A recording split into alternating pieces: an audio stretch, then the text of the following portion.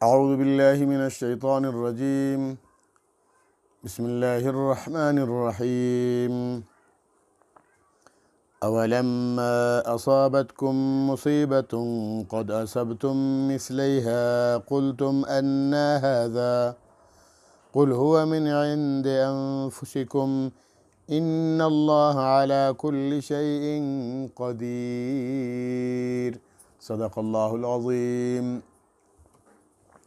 غزوہ احد کے متعلق کچھ صحابہ کرام کو احد کی عارضی شکست پر صدمہ و پریشانی کے ساتھ حیرانگی اور تعجب ہوا کہ ہم تو صرف اللہ کے حکم پر اللہ ہی کے لیے لڑ رہے ہیں،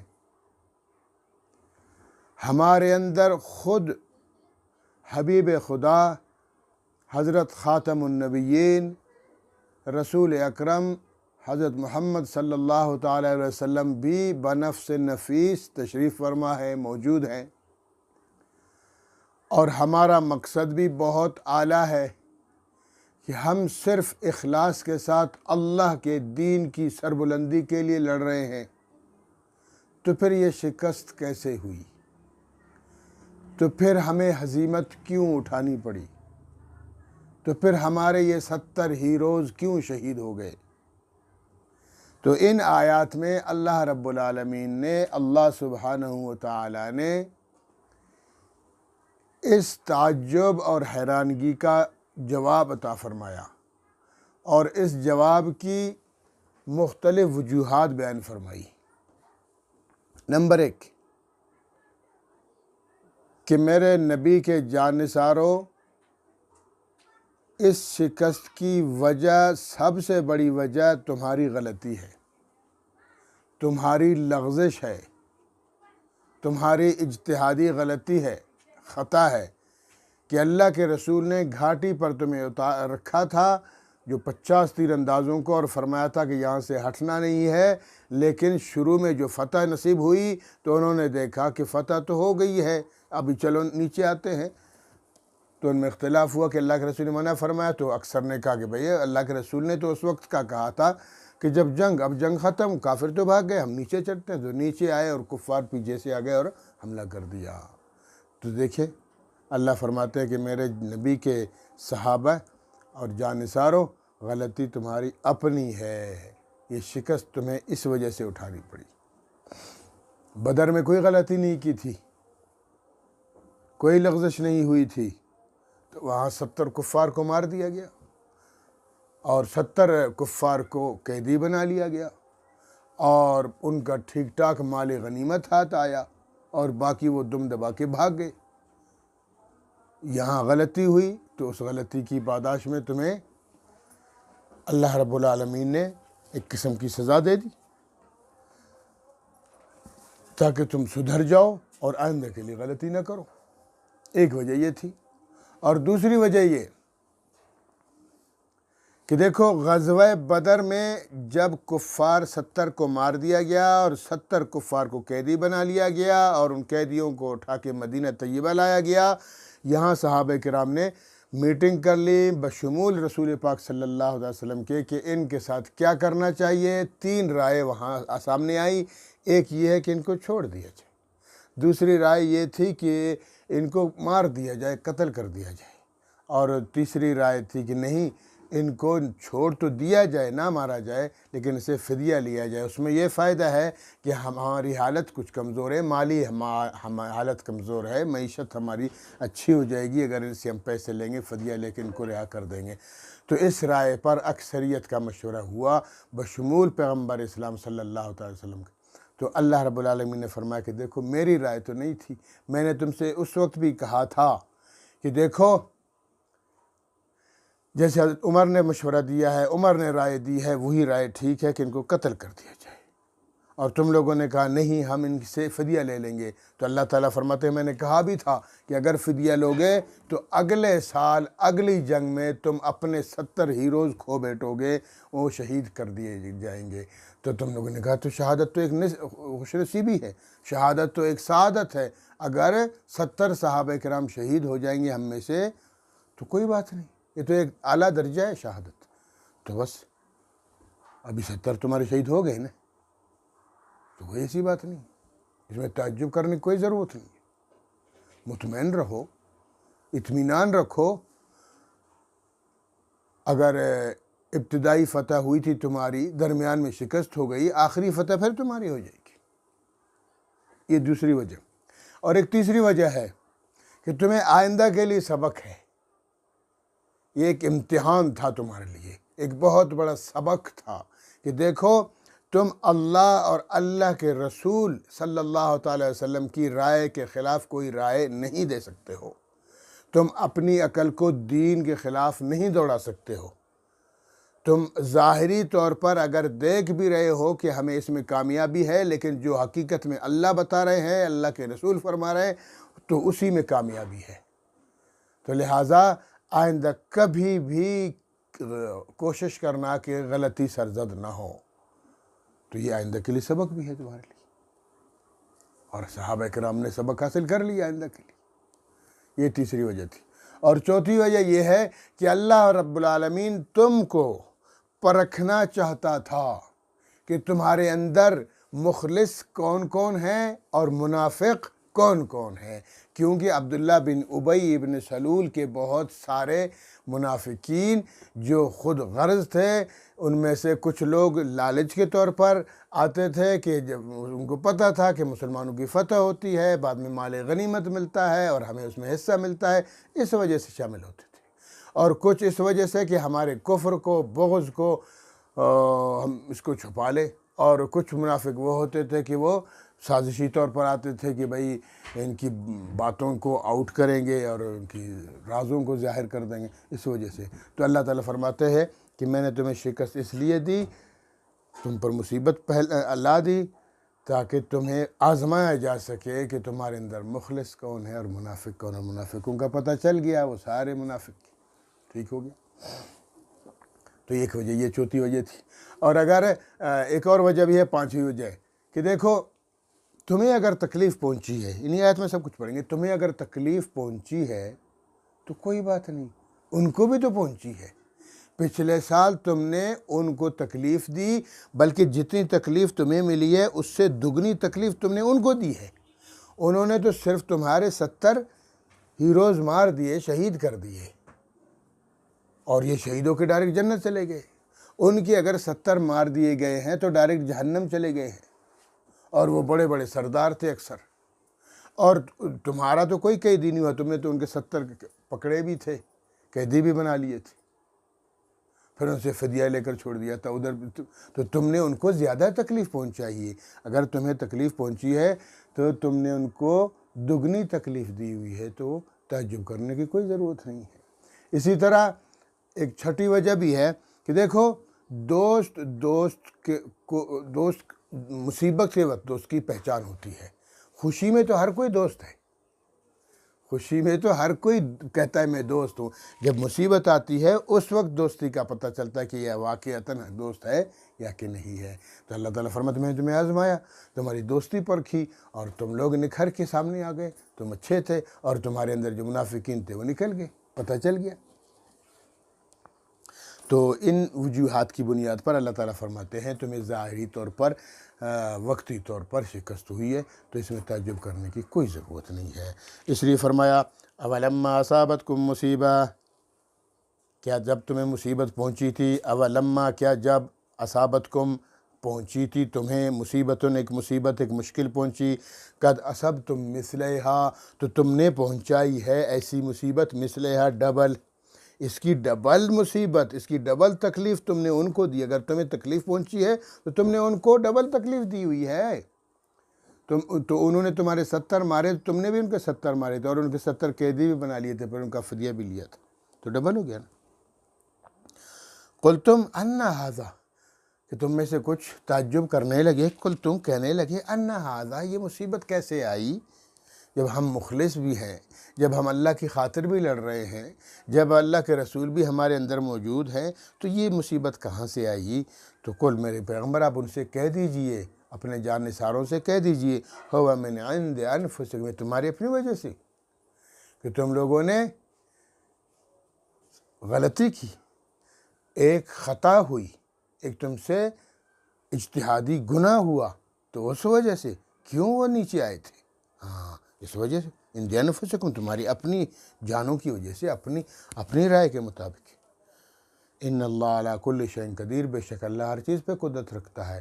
اللہ فاتح کو مفتوح بنا سکتا ہے، غالب کو مغلوب بنا سکتا ہے، چھوٹی جماعت کو بڑی جماعت پہ غالب کرا سکتا ہے، بڑی کو چھوٹی پر۔ اللہ تو ہر چیز پر قدرت رکھتا ہے۔ تم اللہ کے لیے لڑ رہے تھے تو اللہ کے رسول صلی اللہ علیہ وسلم کی ایک رائے تھی کہ یہاں سے ہٹنا نہیں، تم لوگ ہٹ گئے تو اللہ تعالیٰ نے تمہیں تکلیف دی تھی۔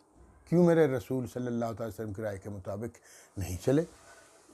اگرچہ انہوں نے جان کے وہاں نیچے نہیں اترے تھے، انہوں نے اپنی رائے دی کہ اللہ کے رسول کی ہم نافرمانی تو نہیں کر رہے ہیں۔ اللہ کے رسول نے فرمایا تھا جنگ کے دوران، ابھی جنگ تو ختم ہو گئی اس لیے وہ نیچے گئے۔ اور آگے فرمایا وما اصابکم یوم التقى الجمعان فباذن اللہ، وما اصابکم جو تمہیں پہنچی مصیبت پہنچی، وہ اور ما جو کچھ، یعنی جو مصیبت اصابکم پہنچی تمہیں، یوم التقى الجمعان جس دن ملاقات ہوئی دونوں جماعتوں کی، یوم اس دن، التقا جب مل گئیں، الجمع دونوں جماعتیں، کفار کی جماعت اور مسلمانوں کی جماعت، جب یہ دونوں جماعتیں مل گئیں اور اس دن تمہیں تکلیف پہنچی، ابتدائی فتح تمہاری ہوئی، درمیان میں تمہیں تکلیف پہنچی تمہاری اپنی غلطی کی وجہ سے، تمہارے 70 ہیروز شہید کر دیے گئے، تو فباذن اللہ، یہ اللہ کے حکم سے ہوا۔ اللہ یہی چاہتا تھا کہ تم لوگوں نے پچھلے سال خود کہا تھا کہ اگر ہمارے 70 شہید ہوتے ہیں تو ہو جائیں، شہادت ایک سعادت ہے، تو کوئی بات نہیں، اللہ کا حکم ایسے ہی تھا، تو تمہیں یہ سعادت بھی ملنی تھی اور یہ تکلیف تم پر آنی تھی، تمہیں آزمانا بھی تھا، تو کوئی ایسی بات نہیں۔ وَلِيَعْلَمَ الْمُؤْمِنِينَ، تاکہ جان لیے، تاکہ ظاہر کر دے اللہ تعالیٰ مومنین کو ظاہر کر دے، منافقوں سے امتیاز کر دے، فرق کر دے کہ منافق کون ہے اور مومن کون ہے، مخلص کون ہے، ریاکار کون ہے۔ وَلِيَعْلَمَ الَّذِينَ نَافَقُوا، اور تاکہ ظاہر کر دے، یہاں یہ عالم سے مراد یہ نہیں کہ جان لے اللہ جن کو منافق، اللہ تو پہلے سے جانتا ہے، اللہ دوسروں پہ ظاہر کر دے۔ وَلِيَعْلَمَ، تاکہ ظاہر فرما دے، الَّذِينَ ان لوگوں کو، نافقوا جو منافق ہے، جو منافق ہے اللہ ان کو ظاہر کر دے، پتہ چلے ان کی منافقت کا، چلے ان کی ریاکاری کا، ان کے دکھلاوے کا۔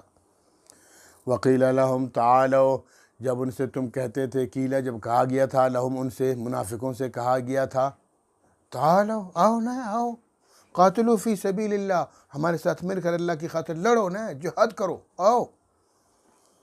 اودفعوا، اگر جہاد نہیں کر سکتے ہو تو کم از کم دفاع تو کرو نا، تمہاری وجہ سے ہماری تعداد بڑھ جاتی ہے، کفار پر ایک روب پڑتا ہے، تو اتنا تو کرو نا، ہمارے ساتھ آؤ۔ قالو، وہ کہنے لگے منافقین، کیا کہنے لگے؟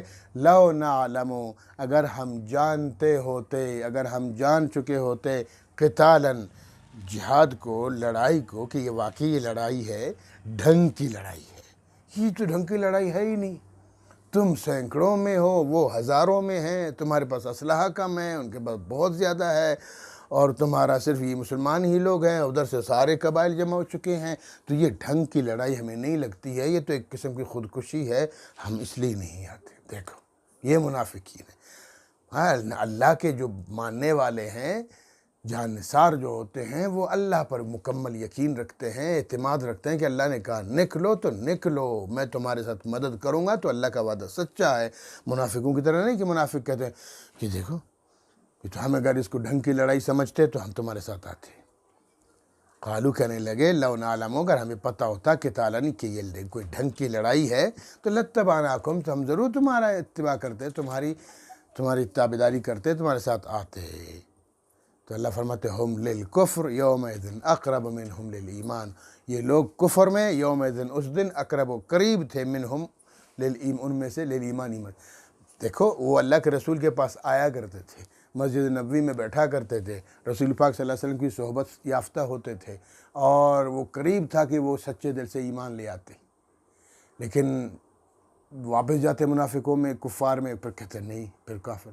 تو کبھی وہ اسلام کے قریب آتے تھے، کبھی کفر کے قریب آتے تھے، تو جب یہاں جنگ ہوئی تو جنگ میں پھر وہ اسلام کے بجائے کفر کے قریب چلے گئے۔ منافق تھے نا، ڈاواں ڈول تھے، لا الہ ہؤلاء ولا الہ ہؤلاء، لٹکے ہوئے درمیان میں، نہ ادھر کے نہ ادھر کے۔ تو فرمایا ہم للکفر یومئذ، اس دن وہ کفر میں، اقرب منہم، وہ لوگ قریب تھے، للایمان، ایمان سے زیادہ کفر کے قریب تھے۔ یقولون بافواہہم، وہ کہتے تھے بافواہہم، اپنی منہ سے، اپنی زبانوں سے کہتے تھے، ما لیس فی قلوبہم، جو ان کے دلوں میں۔ وہاں تو یہی کرتے تھے نا، مدینہ شریف میں صحابہ کے ساتھ مل کر کہتے تھے ہم تو پکے مومن ہیں، جھوٹ بولتے تھے، جو ان کے دل میں تھا وہ دل والی بات ظاہر نہیں کرتے تھے، جھوٹ بولتے تھے۔ تو لیکن کبھی کبھار غلطی سے یا جناب کبھی کبھار مجبوری کے طور پر ان کو اپنے دل کی بات ماننی پڑتی ہے اور کرنی پڑتی ہے، اور یہاں کہہ بیٹھے کہ ہم نہیں آ سکتے، لڑائی بہت سخت ہے، تم لوگ کمزور ہو، وہ طاقتور ہے۔ تو کہہ ڈالی نا انہوں نے یہ والی بات جو ان کے دلوں میں تھی۔ واللہ عالم بما یکتمون، اللہ فرماتے ہیں میں خوب جانتا ہوں، واللہ عالم، اللہ خوب جانتا ہے بما یکتمون، جو لوگ چھپاتے ہیں۔ یہ جو منافقین ہیں، جو دلوں میں چھپاتے ہیں، اپنا بغض چھپاتے ہیں، اپنی عداوت چھپاتے ہیں رسول کے خلاف، صحابہ کے خلاف، جو منافقین ہیں، جو بغض چھپاتے ہیں، اللہ فرماتے ہیں میں ان کو خوب جانتا ہوں۔ آج بھی بہت بڑے منافق دنیا میں پھرتے ہیں، منافقین صحابہ کے کرام کے خلاف پھر بکواسات کرتے ہیں۔ وہ کہتے ہیں نا حب علی نہیں ہے، یہ بغض معاویہ ہے۔ یہ ایک مثال مشہور ہے، یعنی یہ لوگ حضرت علی کا نام لیتے ہیں، حضرت علی افضل ہے، ابو بکر سے بھی زیادہ افضل ہے، ان کو کوئی دلچسپی نہیں حضرت علی سے۔ یہ منافق لوگ ہیں، یہ اصل میں یہودی لوگ ہیں، یہ اصل میں مسلمانوں کو خراب کرنے کے لیے، مسلمانوں میں انتشار پہ ہماری تو جان قربان ہے تمام صحابہ۔ علی تو بہت عظیم ہستی ہیں، چوتھے نمبر کے صحابی رسول ہیں، اور خلفائے راشدین میں بھی چوتھے نمبر کے ہیں۔ 1,40,000 صحابہ کرام میں ان کا چوتھا نمبر ہے، تو یہ کم فضیلت ہے حضرت علی کرم اللہ وجہہ کی؟ بڑی فضیلت ہے، چوتھے نمبر کے صحابی رسول ہیں۔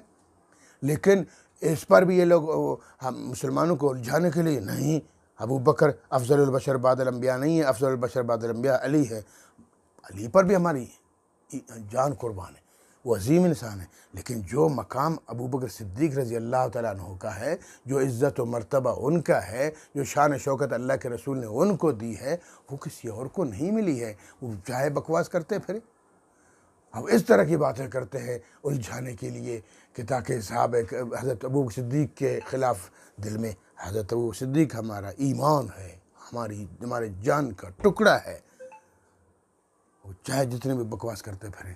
سب صحابہ کرام، سارے صحابہ کرام عظیم ہیں۔ تو اس لیے فرمایا یہ تو منافق ہے، منافق تو الجھاتے رہتے ہیں، آج بھی منافق ہیں دنیا میں۔ واللہ عالم بما یکتمون، اللہ فرماتے ہیں میں جانتا ہوں، خوب جانتا ہوں یہ منافقین کے دلوں میں کیا ہوتا ہے۔ الذین قالوا لاخوانہم، یہ وہ منافق ہیں کہ قالوا، وہ کہتے تھے لاخوانہم، اپنے بھائیوں سے، وقعدوا، اور بیٹھ گئے، اپنے بھائیوں سے کہا بیٹھو بیٹھو، ہم بیٹھے ہوئے تم بھی بیٹھو، مت جاؤ۔ کیا کہنے لگے؟ لو اطاعونا، اگر یہ مسلمان ہماری اطاعت کرتے، ہماری بات مانتے، نہ جاتے احد میں، ما قتلوا، نہ مارے جاتے۔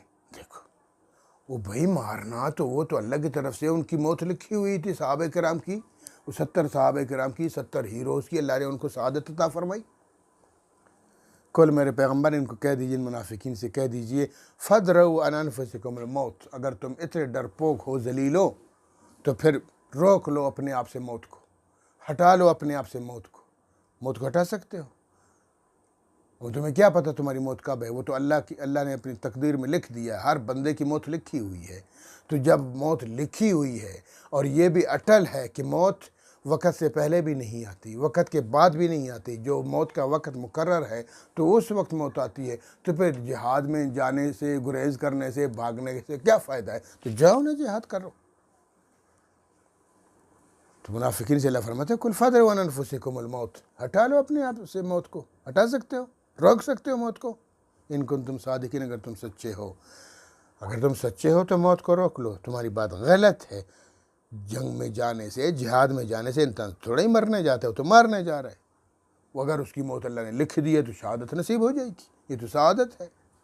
اللہ رب العالمین ہم سب کو صحیح معنوں میں سمجھنے کی اور عمل کرنے کی توفیق عطا فرمائے۔ وآخر دعوانا الحمدللہ رب العالمین۔